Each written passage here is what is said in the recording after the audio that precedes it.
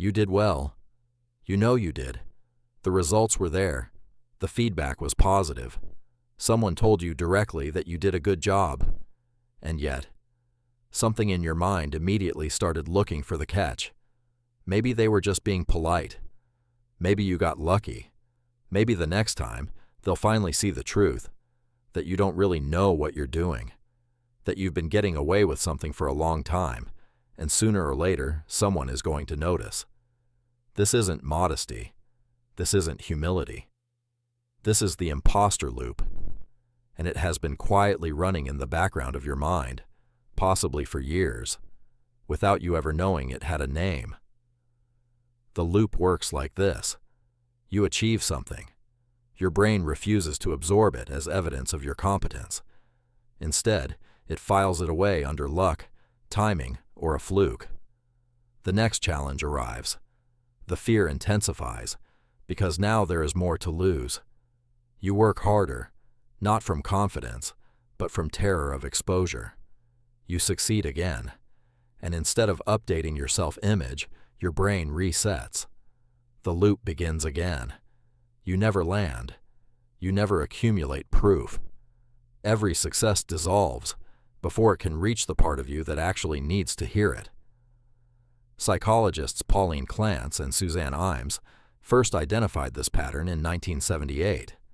They were studying high-achieving women at a university, people who had every external indicator of success, and noticed something that had no name yet: a persistent, private belief that they did not deserve the position they were in, that they had fooled everyone around them. That discovery was only a matter of time. Clance and Imes called it the imposter phenomenon. Today it is more commonly known as imposter syndrome. But here is what the original research found that often gets left out of the conversation. It was not limited to people who were actually underperforming. It was strongest in people who were performing well. The more successful they became, the more intense the internal experience of fraudulence. Achievement did not cure it. Achievement in many cases made it worse. Why? Because the loop does not feed on failure. It feeds on the gap between external validation and internal belief.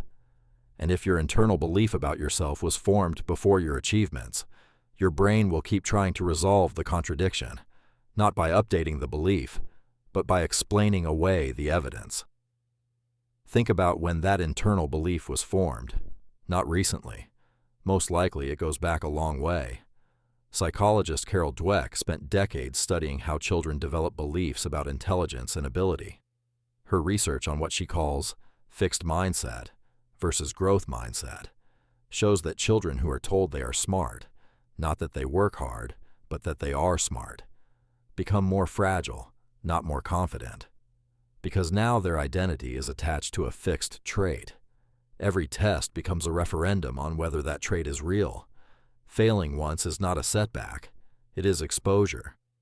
If you were raised in an environment where love or approval was tied to performance, where making mistakes meant shame rather than learning, or where you were compared to others as a measure of your worth, you did not develop a belief that you are capable. You developed a belief that you are only acceptable when you perform. That is a completely different thing.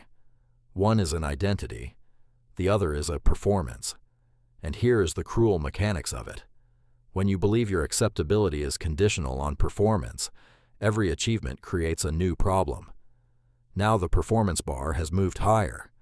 Now the people around you expect more. Now the gap between who you privately believe you are and who they publicly believe you to be has grown wider. The imposter feeling does not shrink with success. It scales with it. Leon Festinger's theory of cognitive dissonance explains part of what happens next. When two beliefs contradict each other, they think I am competent, I know I am not. The mind cannot hold both comfortably. It must resolve the tension. And the resolution your brain chooses is not to update the self-belief upward. It is to find a reason the external belief is wrong. They were being kind. They haven't seen enough yet. You got the right answer for the wrong reason. Dissonance resolved. Loop maintained. You may have developed rituals around this, over-preparing for things you already know. asking for reassurance and feeling briefly comforted before the doubt returns, avoiding situations where you might be tested, procrastinating not because you are lazy, but because not trying feels safer than trying and being exposed, deflecting compliments before they can land. These are not character flaws. They are logical responses to a deeply held belief. Your behavior makes complete sense if you accept the premise that you are secretly not good enough and that exposure is coming. The problem is the premise. Researcher Valerie Young has spent years mapping the different ways imposter syndrome expresses itself, and she identified 5 distinct types. The perfectionist, who sets standards so high that success is always slightly out of reach. The expert, who believes they should know everything before they are qualified. The soloist, who believes that needing help is itself evidence of inadequacy. The natural genius, who believes that if something does not come easily, that means they are not cut out for it. And the superhero, who works harder than everyone else, not out of drive, but out of a need to prove something to themselves. Do any of these feel familiar? Most people who struggle with imposter syndrome do not fit just one. They move between them depending on the context. Research published in the International Journal of Behavioral Science estimated that roughly 70% of people experience imposter feelings at some point in their lives. It is not a rare condition. It is not a sign that something is fundamentally broken in you. It is a sign that somewhere in your development, you internalize the message that your worth was something you had to prove, rather than something you inherently possessed. And your brain, doing what brains do, built a system to protect you from the imagined catastrophe of exposure. That system filters out confirming evidence. It amplifies threatening evidence. It runs a loop that keeps you striving, which on the surface looks productive, but is powered by fear rather than genuine confidence. The loop can be interrupted, not immediately, not completely, but interrupted. The first move is learning to notice when the loop is running, not to stop it, just to name it.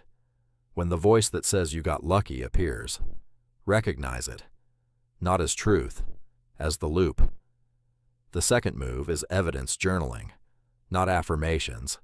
Those tend to bounce off a fixed internal belief without landing, but actual recorded evidence. What did you do? What decision did you make? What specific thing did you bring to that outcome?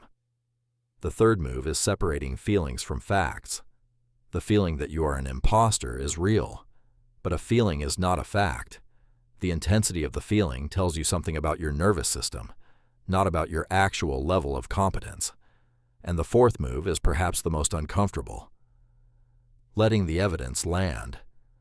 Not deflecting the compliment before it can reach you. Sitting with the discomfort of someone telling you that you did well, and, just for a moment, not arguing with it. You started somewhere with the belief that you were not enough. That belief was not formed from evidence. It was formed from experience, from the messages of people around you, from systems that conditioned you to perform for approval. It is not your fault that you carry it, but it is inside your head, not in the external world, and that means it is also inside your reach. There was a moment when you succeeded and immediately thought, they'll figure it out eventually. That moment was not a recognition of truth. It was the loop running. And now you know what to call it. The loop has a name. The mechanism is visible. And what you can see, you can begin to change.